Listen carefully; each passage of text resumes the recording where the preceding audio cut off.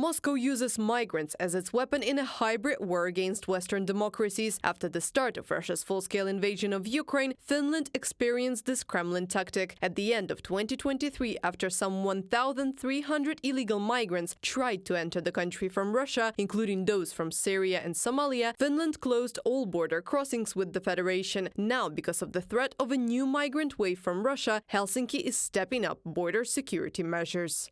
Finland cannot just allow the opening of such new road for migrants into Europe. But overall, this is not about a migrant road. This is about a situation in which the authorities of another country are helping or even pressing and pushing migrants to Finland's border. Meri Rantanen, Finnish Interior Minister, in a comment to Reuters.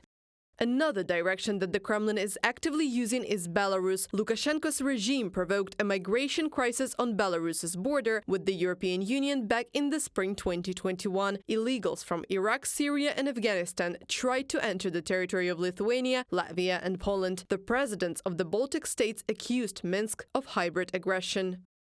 We condemn the actions taken by the Lukashenko regime instrumentalizing migrants for political purposes. We are concerned for the human rights and safety of the migrants currently in Belarus, who are being forced to breach the European Union border, and urge to hold the Lukashenko regime accountable for human trafficking. From a joint statement by the presidents of Estonia, Latvia and Lithuania on the website of the President of Lithuania. In April 2024, the situation on the border became more acute. There were 613 attempts to illegally enter Polish territory. Migrants threw branches and stones at Polish border guards and used gas. Later, on May 28, an illegal migrant attacked a Polish border guard with a knife. Despite the efforts of the doctors, the soldier's life could not be saved. Another attack was on June 3rd. A migrant who tried to break through from Belarus to Poland wounded a border guard. He is in a serious condition.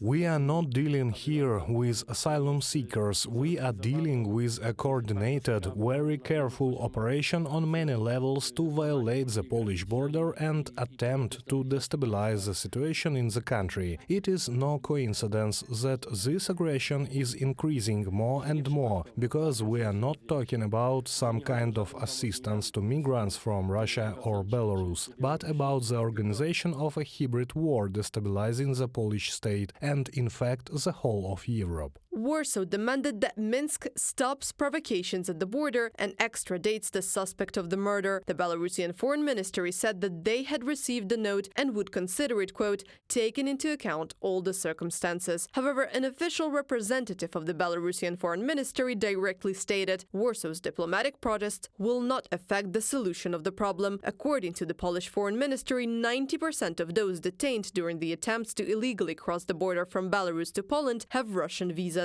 Belarus, in turn, cancelled the visa regime for citizens of certain countries.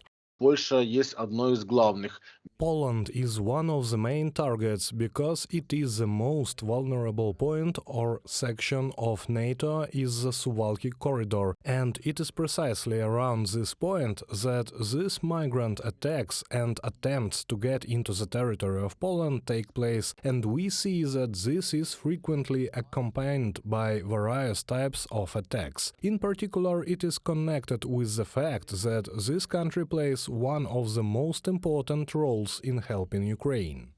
According to European intelligence services, Russia is preparing a new wave of migrants to be transferred to Belarus. Poland, in turn, is returning the 200-meter buffer zone and sending new units to the border. In addition, the Polish authorities intend to allocate more than $2.5 billion for the Shelled East program. As part of the project, new fortifications will be built, as well as monitoring systems and drones for countermeasures. Poland has no border with the Congo, Afghanistan, Syria or the Central African Republic, and this whole migration crisis on our border was organized artificially by the Belarusian security service KGB, and most likely not without the help of the Russian Federal Security Service. Personally, I feel sorry for these people from African countries, because people live there very poorly, but at the same time it is clear to me that those who to get to our border are by no means the poorest, because they pay both $5,000 and $10,000 to be brought by civilian aircraft to Belarus, and now, most likely, to Russia. Witold Jurasz, political observer of the Polish news portal Onet, in an interview with Voice of America. The purpose of a new wave of migration crisis that the Kremlin is planning is obvious. Experts say it is to destabilize the situation in Ukraine's allies, blackmail and pressure on Kyiv's partners. Reported by Anastasia Tarnavska, Yulia Granovska, UATV News.